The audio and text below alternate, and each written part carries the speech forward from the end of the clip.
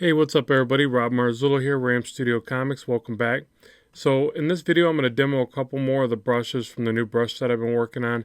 And this is actually three different brushes. It's the rain brush, a cloud brush, and then a power tip for the kind of meteor-like objects that you see falling there.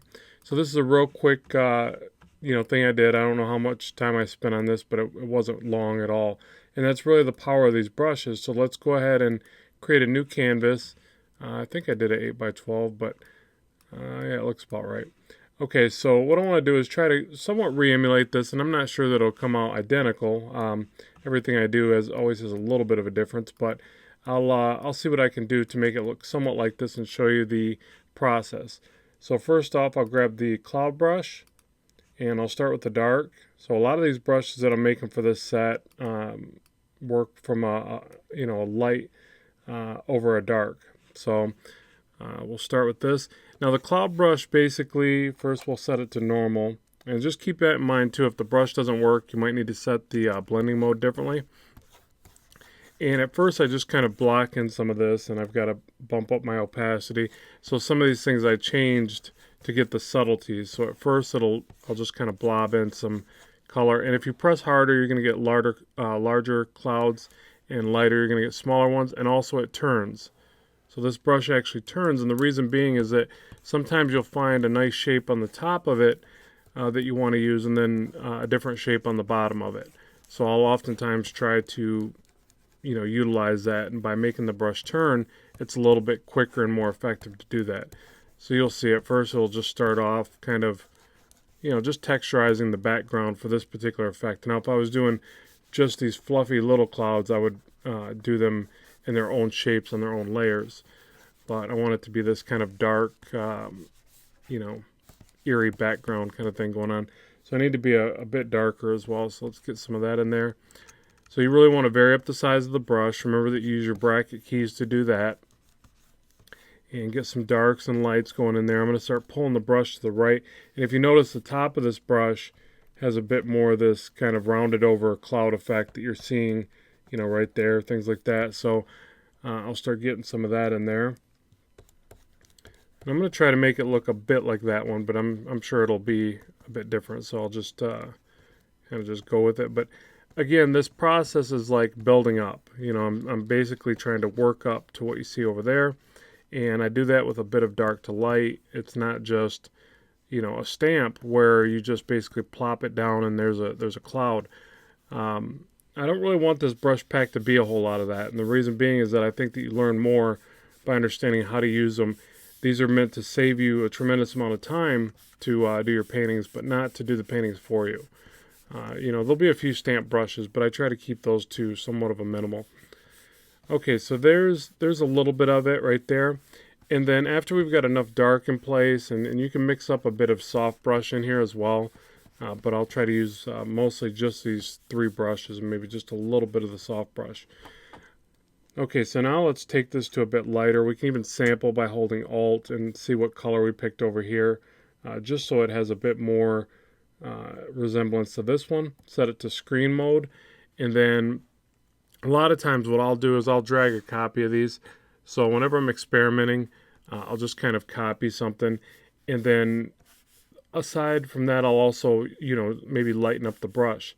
So first I'll try it at full opacity, or at least the same opacity that I started with. And it's working okay, but I'm pressing really softly on the screen right now because I want to just slowly see this work up. To help that, I can tone down the brush density and just slowly work up this intensity of the clouds that I want to see here.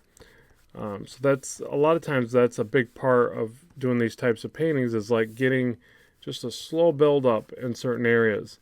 Other areas you can kind of fly through and get some effects and sometimes even some happy accidents, as Bob Ross would say, or would have said. But it's just basically, some of it's taking your time and really watching it unfold, and subtlety can be a big part of this. So let's just call that close enough. It's not identical yet. And, then there's other things, you can bump up the intensity by using maybe like, let's try Add Glow. So I can get a few more of those strong highlights here and there on the tips of the clouds. And again, I'm pressing really lightly and just, and I could zoom in, but I'm trying to do as much from a distance as I can to kind of get the overall feel of it before I get in there and maybe detail, or I don't know that I'll detail this one at all because I just want this to be a kind of a distance shot. So I want to work from far back as much as possible.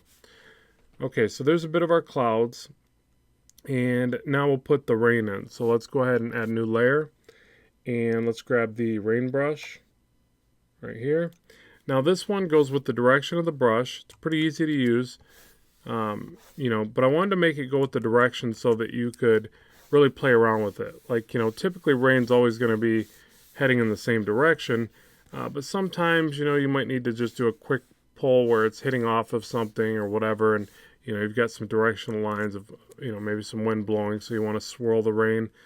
So that's why I didn't want to just make it a straight line brush.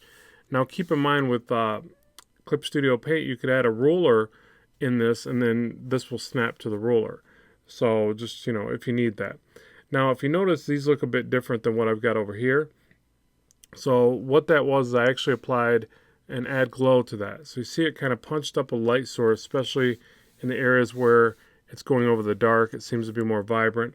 And you can also, you want to really size up the brush and press hard in a couple areas, and then size it down and press, harder light in some areas. You want to mix it up. The other thing that I did is after I got enough of the rain in place, I did an edit, transform, free transform, and I distorted the rain even further prospectively. So I thought that added a bit more dynamic to it and a better feel. So you can do that as well. Just pull these out for a perspective look like this. And you could really have fun with this type of effect. Likewise, you could even, take your soft erase now, and again, that's where I said we'll use a little bit of the soft brush, and you could just take and erase just subtle parts of it. It doesn't have to be all over. You want areas where it's more vivid and areas where it's more not in focus, and you could also add some soft blurs. You could copy this and add a blur. There's lots of effects to really kind of push this. Then you could add a new layer over top. Grab that rain brush again. Let's set it to add glow. And let's do some stronger ones from the bottom. Oh, I'm set to clear there. I don't want that. So just to kind of intensify the effect down here a little bit. And we got to get those, pretty much in the same direction as the other ones like that. So, so you really want to play around with it. There's lots of ways to build this up and make for a nice effect. And then now we'll add the power effect. So for that, I believe did I do that on that same layer? I believe I had to. Let's try it without first. So the power tip is one of the power brushes. So I had a lot of requests to do some really neat kind of power effects. And I want to say if I set it to glow dodge, it's not going to be intense enough, but maybe it will be. Oh yeah, I guess that is. So let's try that first. So I'll just add white, maybe a little bit of a light blue, but I think white will be fine. And so the way this brush works is just kind of like a dodge and burn effect. So you just intensify it in the hot spot. So I'm scaling it up and kind of rotating it around, and then I'll taper it back like this. But that's still not quite the effect that I want. So let me try. Let's go ahead and do this. Let's go ahead and group these together like this. So we'll drag those into a group, condense that down. Let's duplicate the group. Let's take the visibility off the one, and let's right click and go merge layers. Oh, sorry, I always get this backwards. Right click, combine selected layer, and it'll merge all those together into a singular effect like this. I'm going to go ahead and duplicate this one time, just so basically I can work on the layer and not be in a destructive fashion. Okay, so let's go back to the power tip brush, and now let's set the power tip blending mode to glow dodge. We'll try that first. Okay, and that's already a little bit better. So I don't know if you noticed, but what it's doing now is it's giving me more of a white burn in the middle of it. And to me, that's what makes the power look so cool. So let's try a different blending modes. I always recommend that you try as many of these blending modes as you can to really get a feel for what effect you're after. So that's too much. I mean, I like that, but it's like it's washing out some of the texture on the outside. That's pretty close too, though. But let's go back to, was it Glow Dodge? Yeah, I like this a little bit better. It's giving us a little bit more of the texture, but it is punching up the highlight more in the white quicker, I want to say. Okay, so let's go back. Let's try add glow, and let's do this. So what I want to do here is make some of them appear larger than others. So we're trying to convey a bit of depth. I'm going with the same perspective as the rain, just to make it look dimensional, or going in that same dimension and perspective. It doesn't necessarily have to. I think I still am gonna like that other effect. So this is something I do a lot of times. Command Y to go back. Just pinball around until I get the right look that I'm after. And that's why I always make that backup copy. Yeah, we'll just go with this. Okay, so because the part I like about this brush, it's got this texture that's set by the where is it at here? The mortar texture. That's what you're seeing on these edges, and that to me kind of gives this neat kind of powery kind of effect. So I want to be able to control that a little bit, and I couldn't do that as much with that other blending mode. So I can draw to the side of this just a little bit and paint in a bit of that texture. Okay, so now let's add a few more of these. And I think the thing that makes it look as cool is to have a few smaller ones to the back.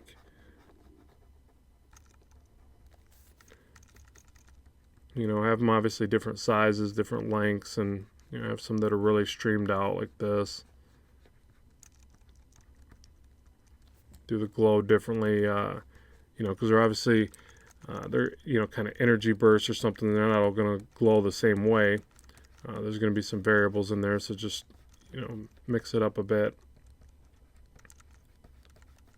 So it's real easy to do, real easy brush, and real easy effect. And and this isn't some extravagant, hyper realistic effect, but it's got a neat look to it, and it's quick to do.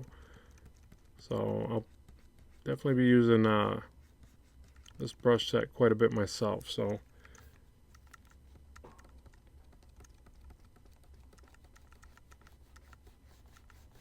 just like that. And I'm just obviously repainting over the same area and then pushing the line back. I'm also toggling the brush back and forth as I do it. So sometimes I'm scaling it up to increase the effect. Sometimes I'm scaling it down to add these tiny little effects like this. Okay, so let's make a few of these look larger by comparison now, because we want to really punch up this depth. We'll make these ones over here pretty large.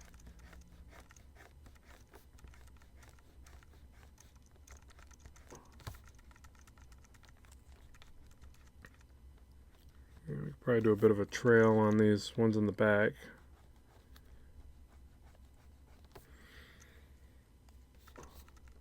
And maybe some real tiny ones. Just to, again, we're just trying to give a little bit more depth to a scene that otherwise doesn't have any depth because it doesn't have any real size relationship. Now if we put some city silhouette way off in the back, that would help. We could put a ship, like an alien ship or something, or whatever, whatever we're imagining to our little design here. Okay, and then the final touch of this will be the added color. So what I did to do that, and actually I like how there's a bit more of a lens flare to some of these. So let me add that in. So all that really is just kind of randomizing the shape a little bit more. Let's give them a bit more glow.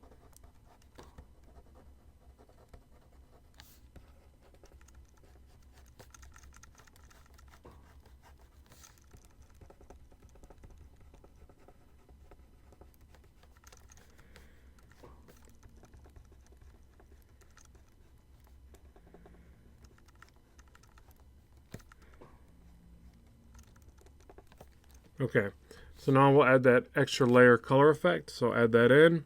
We'll start with overlay and see how that works. So I grabbed something into the pinkish kind of purple. Thought it would give a bit more energy vibe.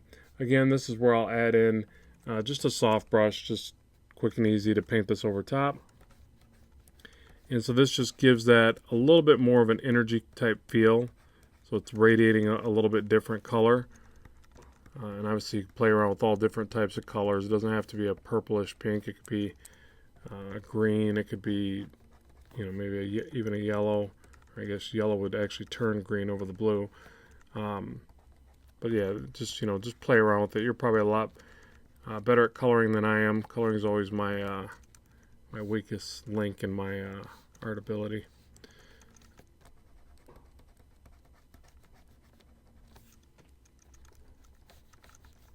So something like that. So you can see we pretty much have, somewhat recreated that. It's still a little bit off. It could go a step further. Now, one thing that we could do is probably punch up a little bit more light source in the clouds even at this stage. So we could take the highlight brush, again set with the soft mode. We set that to, let's try add glow. Okay, so set to add glow, and we'll even leave some of that color in there, but no, that's probably going to be too much. And I don't think it's add glow. I think it's glow dodge that I want, but not that saturated. So let's use just a white. Let's also touch down the brush density a bit.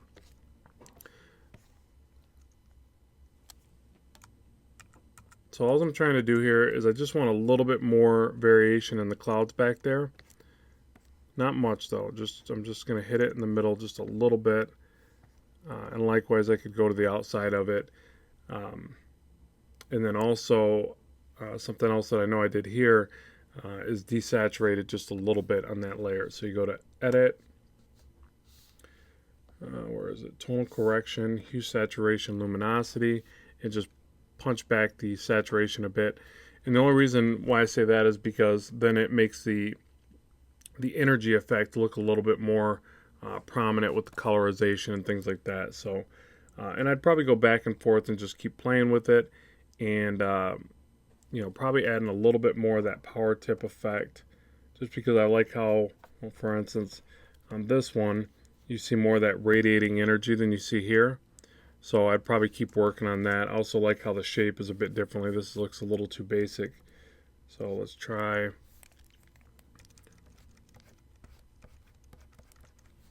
something like that.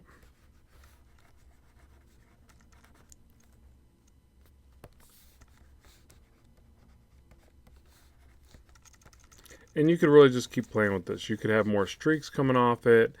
You could do something crazy where they're swirling around it. There's just all sorts of neat things that you can do. And you just remember that this power brush is just going to keep working as more intense as you overlay it, and it gives you a nice little bit of texture as you're doing it. So that can be really cool for energy type effects. So at any rate, hopefully these brushes are being useful for you. I appreciate everybody that supported and picked up a set, and there's more on the way.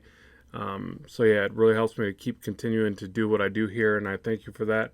So let me know if you've got any questions or concerns, what else you'd like to see in the set before it's completed. There's 18 available now. There'll be at least 50 by the time this set's done. And as always, I thank you for stopping by and watching. Keep drawing, keep having fun, and I will talk to you soon.